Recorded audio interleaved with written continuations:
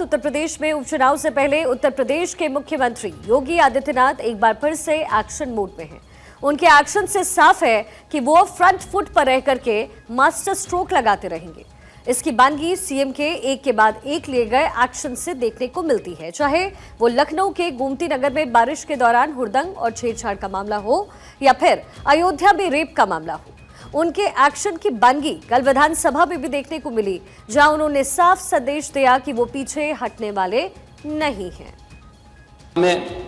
मोइन खान जो समाजवादी पार्टी का नेता है, अयोध्या के सांसद की टीम का सदस्य है, 12 वर्षीय एक नाबालिग बच्ची के साथ दुष्कर्म का कृत्य में शामिल पाया गया।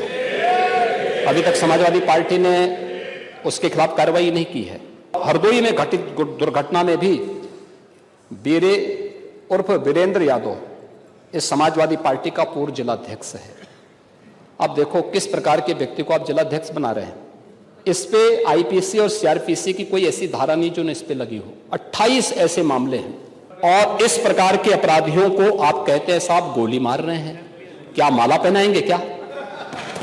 आपको बुलडोजर से डर लगता है, लेकिन ये निर्दोष के लिए नहीं है, उन्हीं अपराधियों के लिए है जो प्रदेश के नौजवानों के भविष्य के साथ खिलवाड़ करते हैं, जो प्रदेश के व्यापारी और बेटी की सुरक्षा में सेंध लगाने का काम करते हैं, जो प्रदेश के अंदर अराजकता पैदा करके सामान्य लोगों का जीना हराम करते हैं। मेरा दायित्व तो बनता, मैं यहां नौकरी करने नहीं आया हूं, कतई नहीं। मैं यहां पे इस बात के लिए आया हूं कि अगर वो करेगा तो भुगतेगा भी फिर, और इसीलिए मैं यहां पे आया हूं कि हम लोग उससे लड़ेंगे। ये लड़ाई हमारी सामान्य लड़ाई नहीं है, ये प्रतिष्ठा की लड़ाई भी नहीं है। मुझे प्रतिष्ठा प्राप्त करनी होती है तो मुझसे से ज्यादा प्रतिष्ठा अपने मठ में मिल जाती है, कोई आवश्यकता नहीं मेरे लिए। चुनाव में खटाखट खटाखट खटाखट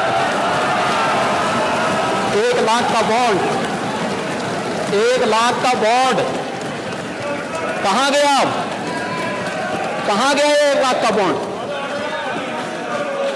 1 लाख का बॉन्ड। और मैं इसीलिए कह रहा हूं, शिवपाल जी भाग गए यहां से, लेकिन मैं कह सकता हूं खटाखट नहीं, 27 में सपा चट के लिए तैयारी रही।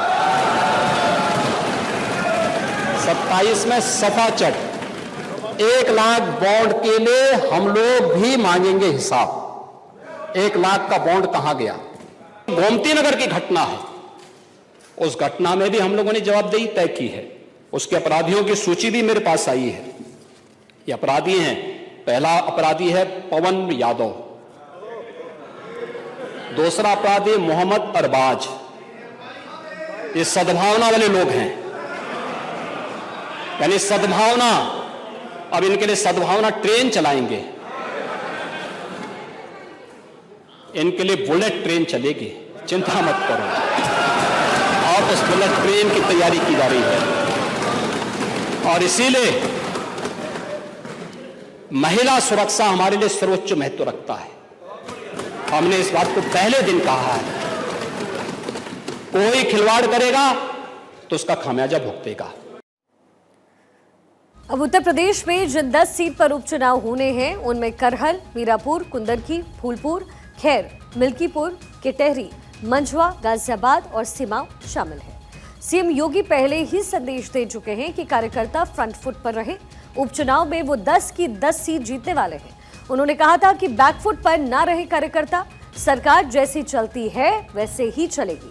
2027 के लिए अभी से एक्टिव होना पड़ेगा, सीएम योगी आदित्यनाथ ने कहा। योगी आदित्यनाथ के निशाने पर विपक्ष भी है। उन्होंने विपक्ष को सख्त संदेश दिया है कि चुनाव में हिम्मत हार चुका विपक्ष फिर से उछल-कूद कर रहा है। उन्होंने सदन में समाजवादी पार्टी पर निशाना भी साधा। पॉलिटिकल एडिटर अदिति नागर इस समय हमारे साथ न्यूज रूम से जुड़ चुकी हैं। अदिति, हमने देखा योगी आदित्यनाथ इस समय किस तरीके से और किस मोड में नजर आ रहे हैं। उन्होंने कहा कि 2027 जैसा ही आप उपचुनाव समझिए। अब 2 तस्वीरें मेरे जहन में अदिति इस समय आती हैं। पहला तो ये, जब उनकी मुलाकात बीजेपी के आला कमान से होती है दिल्ली पहुंचकर, और दूसरी तस्वीर एक बार फिर से उत्तर प्रदेश में वापसी करके जिस एक्शन में इस समय योगी आदित्यनाथ नजर आ रहे हैं, क्या इंडिकेट कर रहा है? आप खुद शिखा आज बताइए, हम साइकोलॉजी की बात करें या राजनीति की, लेकिन साइकोलॉजी राजनीति इंटरलिंक्ड है। जब उत्तर प्रदेश में 2014 में बड़े आंकड़े आए उसके बाद 2019 में और ज्यादा बड़े आंकड़े आए और केंद्र में सत्ता में जो पकड़ आई वो भी जबरदस्त आई और उत्तर प्रदेश के बड़े हुए आंकड़े देश भर में बीजेपी के लिए एक बड़ा मैसेज दे गए, यहां तक कि दुनिया में दे गए। जब आंकड़े बड़े होते हैं तो मनोबल बड़ा होता है और ये हम सबने देखा। अब 2024 आया, 2024 में जो कुछ भी हुआ, अगर अकेले दम पे बहुमत हासिल नहीं कर पाए तो उसमें भी उत्तर प्रदेश का ही रोल है और जब 303 था तब भी उत्तर प्रदेश का रोल था। तो अब ये सवाल ये उठता है, हम साइकोलॉजी का जिक्र कर रहे थे। देखिए, देश की जो जनता है वो नरेंद्र मोदी और योगी आदित्यनाथ की जोड़ी को बहुत पसंद करती है। क्यों? क्योंकि योगी आदित्यनाथ बुलडोजर वाले नेता हैं। गलत होगा, अवैध होगा तो बुलडोजर चलेगा। अगर कोई कानून से भागेगा गलत करके तो उसे बख्शा नहीं जाएगा। यही नरेंद्र मोदी के साथ था कि नरेंद्र मोदी की इमेज थी 56 इंच की छाती वाली, घर में घुसकर मारने की, जवाब देने की। और जब जो चाहा देश के लिए, जो 27 साल तक महिला आरक्षण का बिल नहीं आ पाया या 370 नहीं हट पाया, मोदी सरकार में हुआ। अब जब उत्तर प्रदेश में आपसी खींचतान नजर आई जनता को, विपक्ष को, विपक्ष आक्रामक हुआ, तो कुछ समय के लिए एक मैसेज गया कि योगी बैकफुट पे हैं, योगी चुप है, योगी अपने ही संगठन से घिरे हुए हैं। उस साइकोलॉजी को तोड़ने के लिए, ये योगी के लिए जो हम कह रहे हैं ही इज इन एक्शन, यानी कि योगी इज बैक। तो अब योगी जी ने विधानसभा में क्या कहा? 3 महत्वपूर्ण बातें कही जो आपको सीधे 2027 के चुनावी रण में लेके जाके आए। कैसे? योगी आदित्यनाथ ने जिक्र किया, एक तरफ दिल्ली में अखिलेश यादव और राहुल गांधी ट्रॉफी की तरह अयोध्या के सांसद को बीच में बिठाकर लेकर चलते हैं, सामने अमित शाह, नरेंद्र मोदी, राजनाथ सिंह बैठे होते हैं, तो ठीक सामने राहुल गांधी, सपा के सांसद अयोध्या के, और अखिलेश यादव बैठते हैं। जबकि सीटिंग प्लान के मुताबिक जो पहला बार का सांसद होते हैं उनकी सीटिंग पीछे होती है। लेकिन क्यों? एक साइकोलॉजिकल प्रेशर। तो वही साइकोलॉजिकल प्रेशर के तोड़ के लिए, और जाहिर तौर पे जब एक नाबालिग बच्ची के साथ अपराध की बात आती है तो योगी आदित्यनाथ कहते हैं ये वो व्यक्ति हैं जो टीम के मेंबर हैं सपा सांसद के अयोध्या के, और उस पर कोई कार्रवाई नहीं हुई। जब आप सपा के सांसद हैं और ऐसे में मैं किसी को बख्शूंगा नहीं।